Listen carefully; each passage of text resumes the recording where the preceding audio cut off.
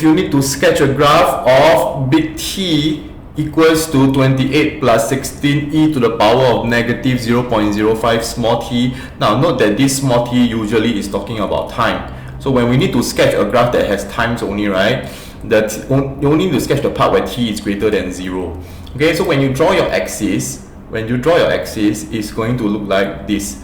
The y-axis represents the big T, okay, and then the x-axis represents the small t, okay, which is time. All right, so this is small t, this is 0, and then this is big T.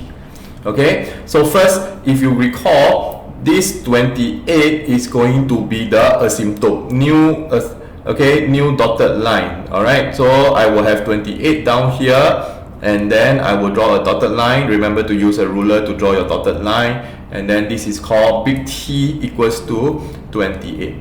So this is an asymptote. Okay, now for this e to the power of negative something, in your mind you have to know that, okay, I am going to draw an aeroplane landing because this is e to the power of negative something, negative kt. Okay, so I need to draw an aeroplane landing. So what are the two things I need when I sketch a curve is I need to know what is the y-intercept. So for y-intercept, the basics is you need to sub x equals to 0, yeah? But in this case, so that means small t equals to 0. Small t equals to 0. Big T is equals to 28 plus 16 e to the power of 0. E to the power of 0 is 1. So 28 plus 16, that will give you 44 degrees Celsius. The graph starts at 44 and it will go downwards very close to the axis, very close to here, approaches the asymptote at 28, but it will never cut 28. Okay, so sometimes the question may ask, explain why the T will always be greater than 28 degrees Celsius.